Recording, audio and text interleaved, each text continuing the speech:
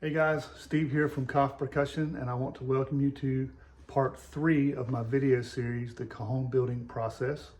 Overnight, I left these panels in the clamps for the glue to dry, and they should be ready to come out of the clamps now. So we'll get started now. I'm going to take these out of the clamps, take them over to the planer just to clean them up a little bit, and then we will get started with the milling process that will create the individual panels that will make up our shell. Let's get started.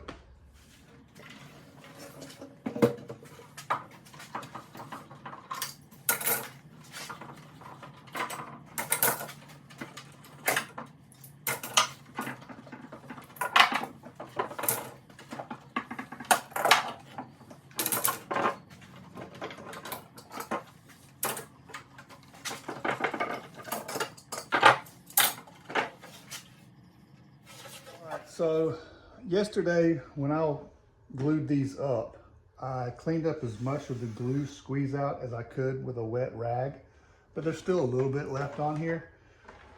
When I was planing these down yesterday, I left enough thickness here so that I knew I'd have enough. I could come back today to clean this up on the thickness planer and take it down to the exact measurement that I want for this particular drum. So now I'm going to take it to the planer, plane it down, clean all this glue up, and then we'll be ready to start milling.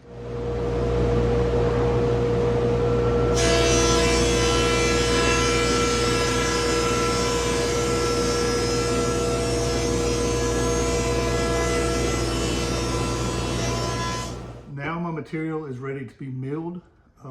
I know that I have a flat face, a flat back.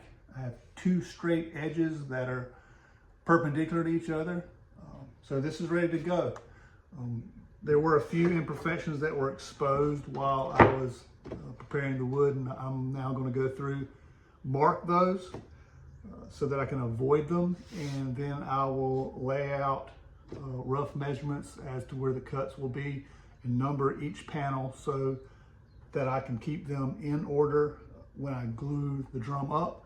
That way the grain patterns will continue all the way around the drum.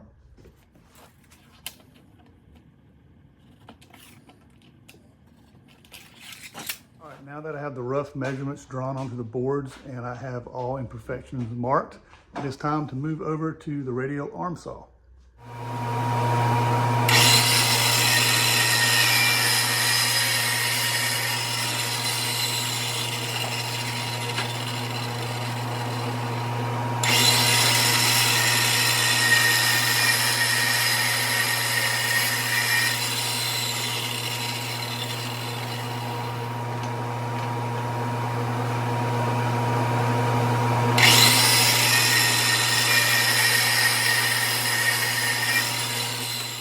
Now I have the 4 panels cut to size that will form the shell. The next step will be to cut the sound hole, but before I do that, I wanted to show you something.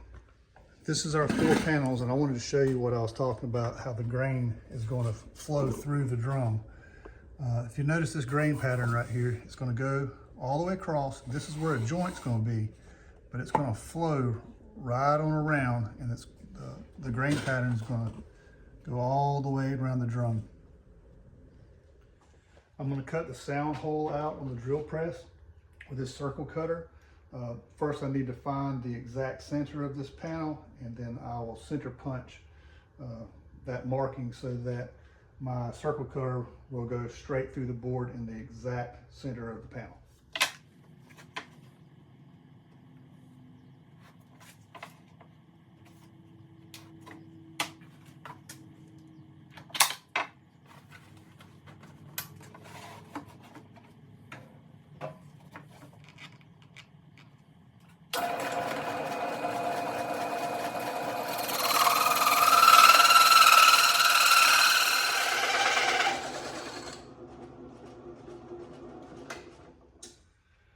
All right, now we have an outside panel that has a sound hole cut perfectly in it.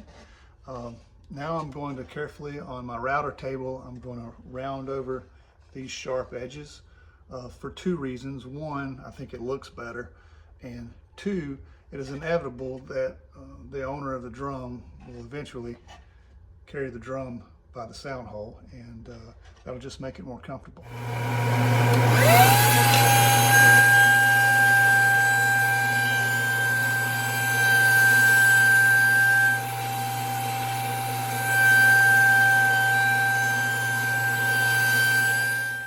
All right, now that I have the sound hole cut and rounded over for a smooth finish, I'm going to focus my attention on the opposing panel, where I'm going to laser engrave a logo on the inside of the drum.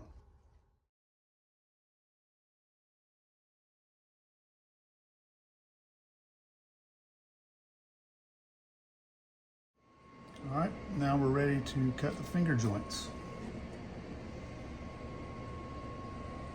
And I'm going to use a jig fixture along with a hand router that's fitted with a straight bit. And I have to be very careful about how I place this in here so that all the fingers, I want them to be able to line up properly.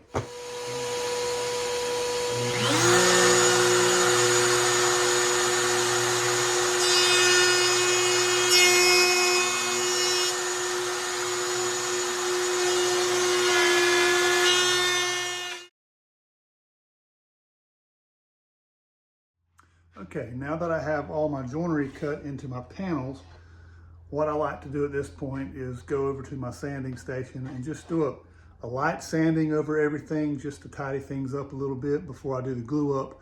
That way it makes it a lot easier to do the final sanding after the shell is finished.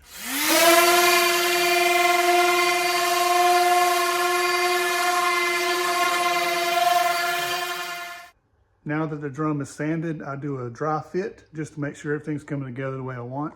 Now, if everything was done properly in all the steps beforehand, what we'll have here is joints that are nice and tight. Now, the glue that I'm going to use will make those joints swell just slightly, which will make them even tighter. I'm also looking for the fingers to be just slightly proud of the top of the drum. Now, when I glue this up, I'm going to use clamps again like I did when I was gluing the panels together, but I'm also going to use a little jig that I built that helps me make sure that everything stays perfectly square. Gluing up finger joints is a very time-consuming process, so rather than take up all your time watching me put glue in between these joints, I'm going to make use of time-lapse.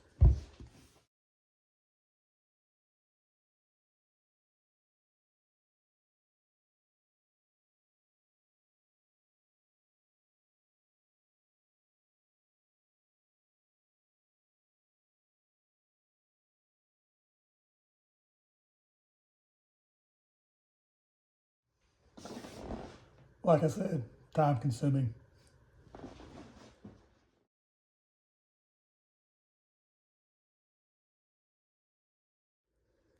Now what this press does is it applies equal pressure against the shell and presses it against a perfectly 90-degree angle, and that way it ensures that the drum is square. I let the shell sit in the vise for about 10 minutes. Then I took it out and clamped it up once I knew that it was set up enough that it would stay square. I didn't want to leave it in the vise overnight just in case I wanted to glue up another shell today. I like to go in afterwards and just clean up any glue squeeze out on the inside, so that won't be there for me to worry about when I'm sanding.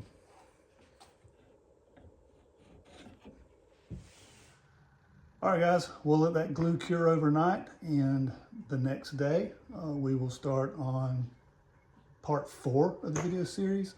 And in that one, we'll take the shell out of the clamps and do the final shaping of the shell, and then we'll move on to the next component, which will be making the face plates, which is probably more involved than you think it is. So stay tuned, guys, and look for part 4 to be uploaded soon.